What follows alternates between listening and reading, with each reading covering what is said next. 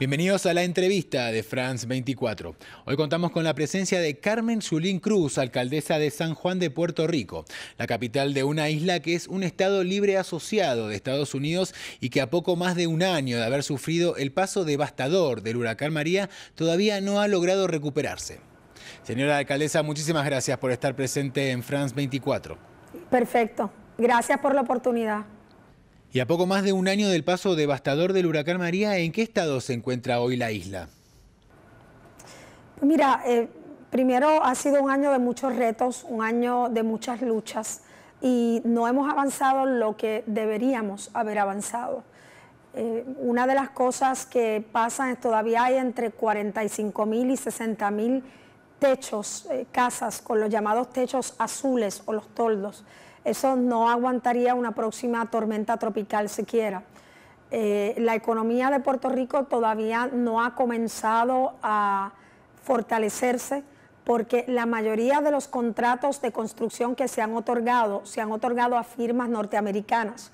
Un ejemplo de esto es de 4.5 billones de dólares que se han otorgado en contratos que no han comenzado todavía. Solamente 500 millones son a contratistas locales de Puerto Rico, el resto son contratistas externos que vienen con sus propios equipos de trabajo y sus propias maquinarias y en realidad no aportan con la firmeza y poder que podrían aportar a la economía del país. Desgraciadamente la salud mental de los puertorriqueños no está bien, tenemos un aumento de un 30 a 40% de suicidios, un aumento vertiginoso, más de un 50% en atentados de suicidios, una emigración que continúa siendo mucho más fuerte porque la gente todavía, con el éxodo de doctores que tenemos, la gente no encuentra cómo manejar sus situaciones críticas de salud.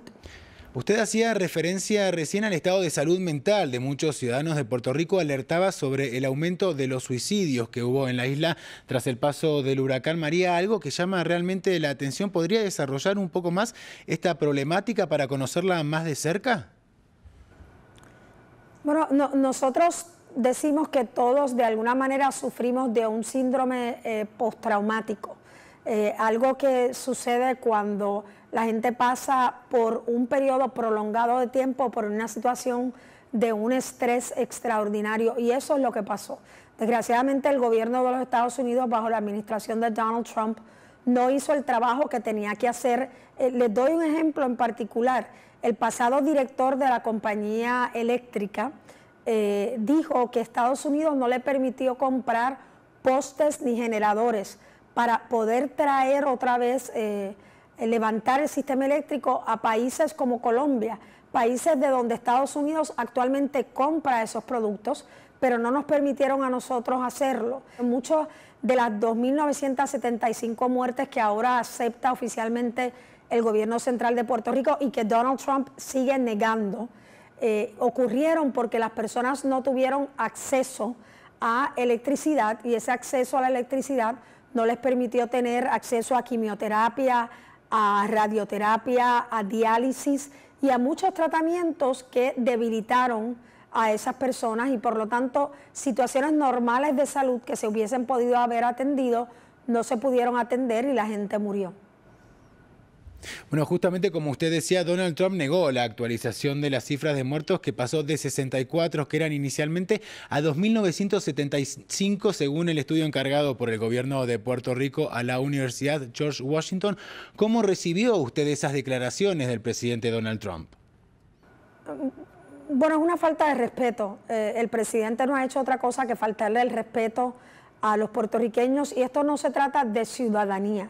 Si el presidente hubiese hecho esa expresión, como en efecto lo ha hecho sobre otros países latinoamericanos, por ejemplo, los mexicanos, ha dicho que los mexicanos que llegan a Estados Unidos, esto lo dice Donald Trump, son criminales en su gran mayoría, pues el presidente continúa faltándole el respeto a la gente trabajadora, a la gente que busca en Estados Unidos quizás un mejor porvenir, pero también fue totalmente desconectado de la realidad.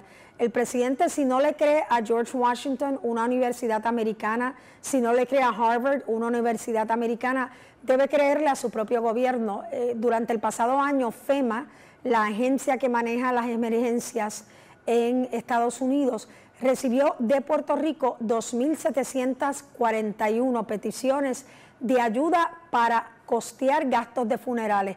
Por lo menos ese número él lo debió haber creído. De esas 2.741, el gobierno de Donald Trump solamente aprobó 75, no 75%, 75 de las 2.741. La actitud denigrante y deplorable del presidente Donald Trump le ha enseñado al mundo que no es una persona que está capacitada para hacer el trabajo que tiene que hacer. Ahora, teniendo en cuenta que Puerto Rico tiene un estatus político de Estado libre asociado de Estados Unidos, o sea que es un territorio que pertenece a los Estados Unidos, sujeto a la autoridad de Estados Unidos y a los poderes del Congreso estadounidense, ¿considera usted que el paso del huracán María puso en evidencia que realmente los puertorriqueños no gozan de ese estatus? Bueno, para aquellos que tenían duda, territorio es un eufemismo para colonia. Puerto Rico es una colonia de los Estados Unidos y así se ha evidenciado no solamente con el trato que se le ha dado a los puertorriqueños, sino también con la imposición de una Junta de Control Fiscal de 7 personas no electas por el pueblo puertorriqueño que pueden y tienen la facultad de revocar, como así lo han hecho, decisiones del gobernador, de la legislatura y de cualquier miembro del gobierno de los Estados Unidos. Lo que hizo María fue destapar ante el mundo la condición colonial de Puerto Rico. Ya no se puede esconder detrás de piñas coladas y detrás de playas preciosas y hermosas como las que tenemos, la condición colonial y la subordinación económica a la que Estados Unidos somete a Puerto Rico para mantenernos rehenes de una dominación colonial que incluye la dominación económica. Estados Unidos puede tratar a Puerto Rico con decencia, tratar a esta nación caribeña con decencia, indistintamente del estatus político al que nos tienen subordinados. Yo creo que el momento ha llegado de sentarse a hablar con los Estados Unidos para trazar una nueva relación digna con los Estados Unidos. Yo creo en la libre asociación con una doble ciudadanía. Eso es un pacto entre dos naciones, como lo tiene Estados Unidos ahora mismo con las Islas Palau y las Islas Marianas. Ahora, el huracán María afectó a una economía que ya estaba deteriorada con una deuda pública cercana a los 70.000 millones de dólares y declarada en bancarrota.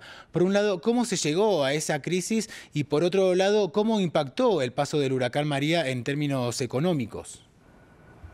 Bueno, número uno, parte de lo que nosotros queremos como pueblo es la auditoría de la deuda. Todos miramos nuestra chequera mensualmente y si vemos un cargo que no corresponde, llamamos al banco. La Junta de Control Fiscal impuesta por los Estados Unidos se ha opuesto a la auditoría de la deuda y lo que ha hecho es sumir a los puertorriqueños en una recesión aún mayor por unas medidas de austeridad. Hoy mismo un titular de uno de los periódicos de Puerto Rico dice que la nómina, o sea, el pago a los empleados públicos está en veremos, porque la Junta de Control Fiscal vino a cobrar para pagarle a los bonistas. Pero ciertamente la economía de Puerto Rico está débil y una de las razones por las cuales está débil es porque nosotros somos rehenes de una ley que se llama el Jones Act, las leyes de cabotaje, que nos obligan a comprar todo lo que viene hacia Puerto Rico que llegue en un barco de bandera americana o obliga a un barco de una bandera extranjera a llegar a Puerto Rico y luego no poder ir al mercado mayor, que es el mercado estadounidense. Por eso nosotros estamos pidiendo la revocación total de las leyes de cabotaje, pero inicialmente, si eso no nos los pueden dar, que nos den el mismo trato que se le da a las islas territorios de Islas Vírgenes, a unas cuantas millas de Puerto Rico, que todo lo que tiene que ver con la energía, nosotros tenemos que cambiar de un sistema fósil a un sistema verde de energía. Todo lo que tenga que ver con eso y todo lo que tenga que ver con materiales de construcción se exima de las leyes de cabotaje para que podamos comprar de países como Francia, de países como Colombia, de cualquier otro país latinoamericano, Canadá, y podamos entonces bajar el costo de vida en Puerto Rico, que se estima que por las leyes de cabotaje aumenta de un 30 a un 33%. Por esto es que el estatus político de Puerto Rico tiene un impacto directo en el costo de vida de los puertorriqueños. Y a nivel social y cultural, ¿cómo se sienten los puertorriqueños? ¿Cuál es su sentido de pertenencia teniendo en cuenta ese estatus político de la isla y la influencia de los Estados Unidos?